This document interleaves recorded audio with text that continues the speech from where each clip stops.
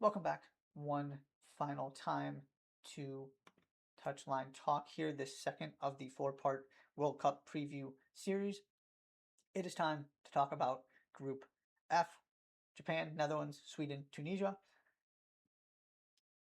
This might be the best combination of depth and top-end firepower of any group in the tournament. Might be the one that I am most excited about. I'll get into some of the reasons why as we go along here, but this is a really interesting, really fun group for me. If you're looking for some kind of a non, just a random kind of neutral observer one to enjoy, this is one that I would definitely be paying attention to. Starting with Japan, and unfortunately, the story here is the players who are missing the tournament or coming in with some injuries and some question marks. Kaoru Mitoma is the best player on this team. He is probably the most important player on this team. And unfortunately, he is not going to be there for Japan. That is one of the reasons I have them down at 18. I really wanted to put them higher. I have all the respect in the world for this team. They are incredibly well organized. They know exactly who they are, exactly what to do. They are really difficult to play against. They give themselves an opportunity to go beat anybody anytime they take the field. Not having Mitoma, having some questions with some other injuries as well, gives me a little bit of pause, so I couldn't put him higher than 18th. As good as Mitoma is, there still is some creativity in midfield. I don't think his loss is quite as big of a deal as it would be potentially for some other teams. I just talked about Ivory Coast and Ahmed Diallo. If you switch Mitoma and you make Mitoma the guy for Ivory Coast, to me that's a much bigger deal. There still are players in this Japanese midfield on the wing that can go make things happen and kind of take up some of that responsibility that would have been Mitoma. It's not exactly the same, but I do still feel good about this team even though Mitoma's not there. They've reached the round of 16 at 3 of the last 4 tournaments. Like I said, you know exactly what you're getting. They are very consistent. I have tremendous confidence in their ability to do what they are supposed to do and reach their potential.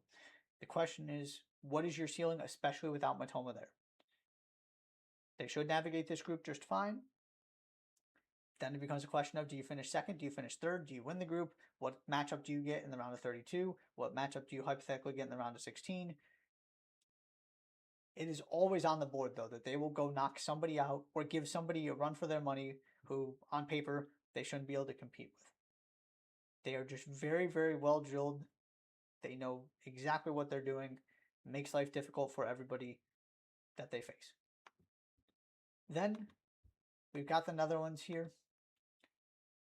Definitely the best team in the group. Still waiting for the official squad. But there is nobody in the world who has this kind of defense. They are absolutely loaded. And the other part of this is that it's not just they have great center backs. They do. They also have a variety of phenomenal outside backs who can do a variety of things. Jurrien Timber is not the same player as Jeremy Frimpong, for example. And I know Timber's been injured and we'll see how that all plays out. But just as an illustration, Frimpong, Dumfries, phenomenal going forward. You could play 4 central defenders. Mickey Van de Ven can go play left back. Nathan Ake basically doesn't even play center back anymore. He plays, whatever position over there Pep wants him to. They are so deep in defense. It's remarkable. Then you go to the midfield. Frankie de Jong, Ryan Gravenberch, Tijjani Reinders. That's Barcelona, Liverpool, Manchester City.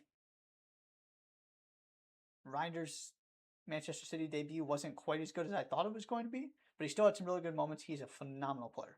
So good technically. So you get his creativity, his ability to make things happen on the ball with 2 guys who are more than happy to just sit underneath, distribute, break up play, and de Jong and Gravenberch. That's a really good situation as well. The question is the attack. how involved can for example, Jeremy Frimpong get? And more than that, is somebody going to help Cody Gakpo score goals? Because Cody Gakpo has been incredible at major tournaments. It hasn't necessarily translated to the club level. I know there's a lot of frustration with Liverpool fans and how this season went with him and the trust that Arne Slot seems to have in him. But when he puts on the Netherlands jersey and he goes to a major tournament, he just makes things happen. He's one of the best players in the world. He's one of those guys who just finds a way, at least a couple other times, to just elevate his game and become a star on the biggest stage. Rise to the occasion. Is somebody going to help support him? Memphis Depay, Wout Weghorst, can go down the list of potential options here. But kind of like Germany, you just don't feel great about the options up front. You feel really good about everything else. Do they have top-end talent to win this whole thing? Maybe not. I think a lot of that's gonna have to do with the form of the attacking players and whether guys like Reinders are scoring goals to help.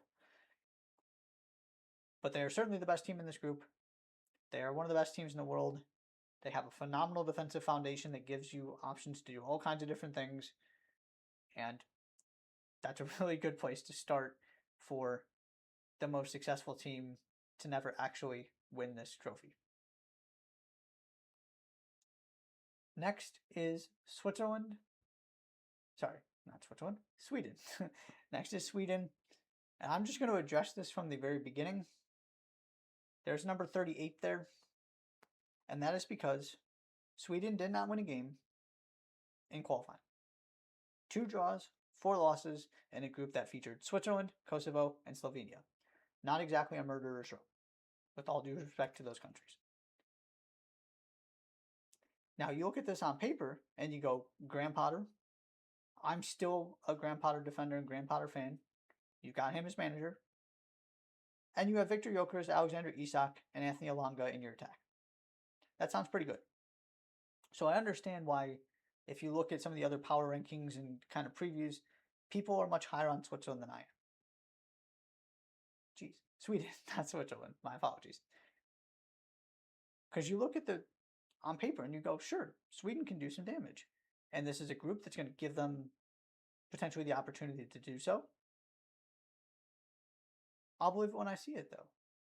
And I know that part of this is that Isak has been in and out and injured, and so you didn't really have him for the entire qualifying cycle. But again, they didn't win a single game at any point until they got to the knockout, the playoff. So I'll believe it when I see it with this team.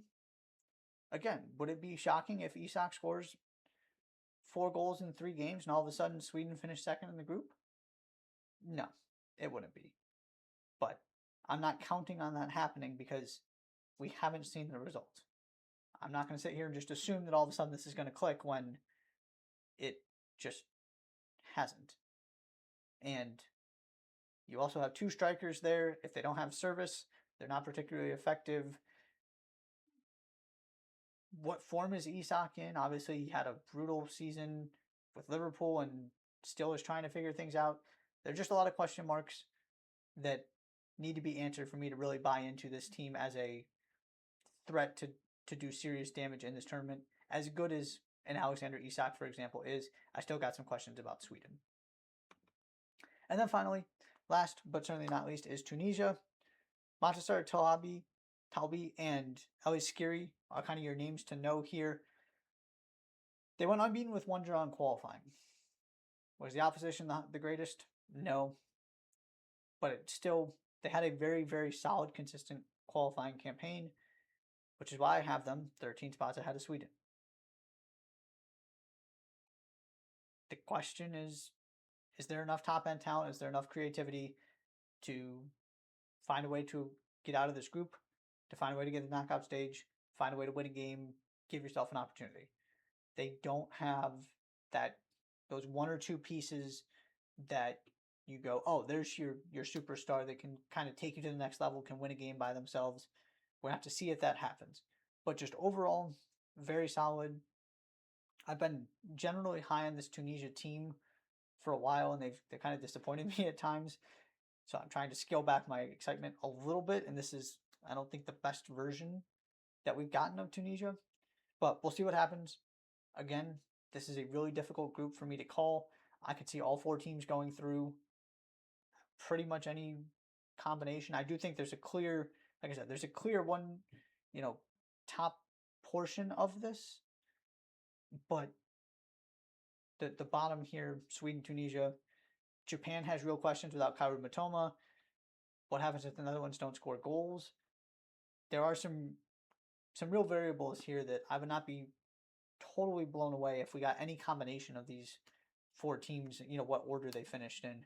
But of the teams, Tunisia probably has the least overall talent, but they perform much better in qualifying than Sweden did, so that's why I had them 25th and the 3rd highest ranked team in this group.